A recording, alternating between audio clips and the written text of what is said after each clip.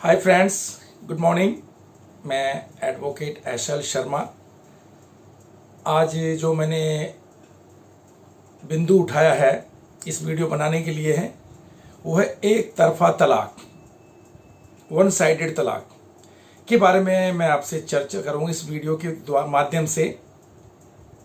तो प्लीज़ आप वीडियो को गौर से देखिएगा। वन साइडेड तलाक क्या होता है, कैसे लिया जाता है।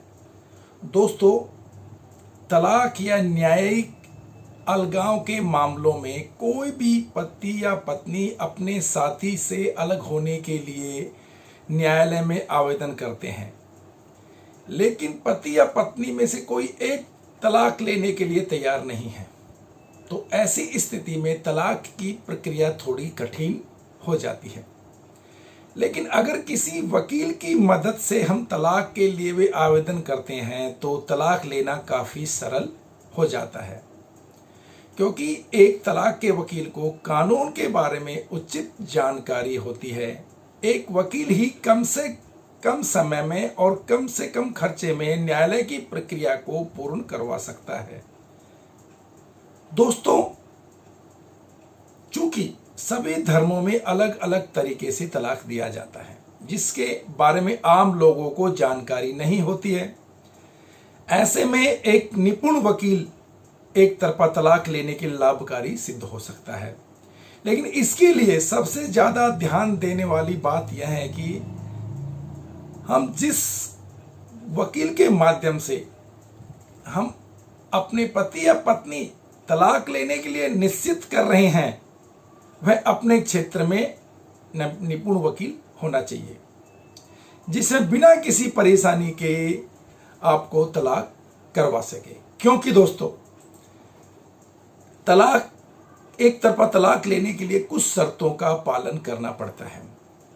ये तो आपको एक तरफा तलाक से विदित है कि अगर पति या पत्नी दोनों आपस में कोई तलाक नहीं दे रहा है तो एक दूसरा तलाक लेना चाहता है तो वो कोर्ट में अपने वकील के माध्यम से अपना पक्ष रखता है, अपने सबूतों के साथ में वो कोर्ट में प्रस्तुत होता है, तो उसको एक तरफा तलाक कहते हैं।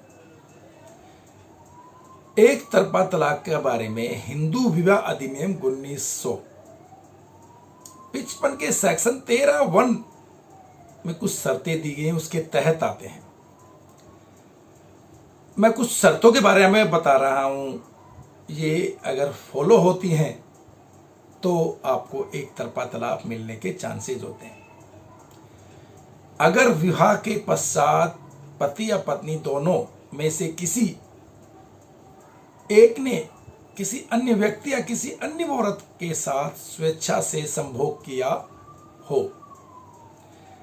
नंबर 2 आता है, पति या पत्नी में से किसी एक ने विवाह के पश्चात जो कोर्ट में तलाक की अर्जी डाल रहा है उसके साथ क्रूरता का व्यवहार किया है। ये उसको सिद्ध करना पड़ेगा कि उसके साथ क्रूरता का व्यवहार किया गया है। मैं जो भी बातें बता रहा हूं ये याचिकाकर्ता को ही सिद्ध करना पड़ेगा। ध्यान रखिएगा दोस्तों, जिसने एक तरफा तलाक लेने जा रहा है ये उसी की जिम्मेदारी बनेगी। पति या पत्नी दोनों में से कोई न्यायालय में याचिका की प्रस्तुति के तुरंत पहले याचिकाकर्ता के साथ कम से कम 2 साल तक न रहो। दोनों के बीच में 2 साल तक अलगाव होना चाहिए या संबंध नहीं होना चाहिए, अलग अलग रह रहे हो, एक शर्त है। पति या पत्नी में से किसी एक ने हिंदू धर्म छोड़ के या दूसरे धर्म में धर्म परिवर्तन कर लिया है तो ये ग्राउंड बन गया है।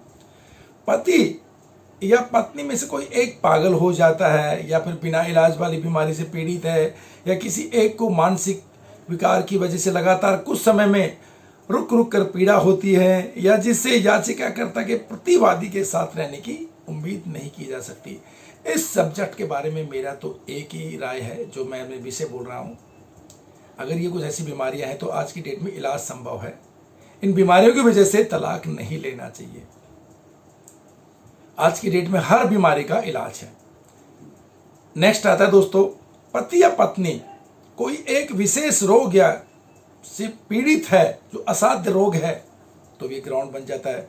इसके लिए भी मेरा कहना यही है कि आज की डेट में मेडिकल साइंस ने इतनी तरक्की कर ली है कि वो हर बीमारी का इलाज ढूंढ रहा है, ढूंढ लिया भी है।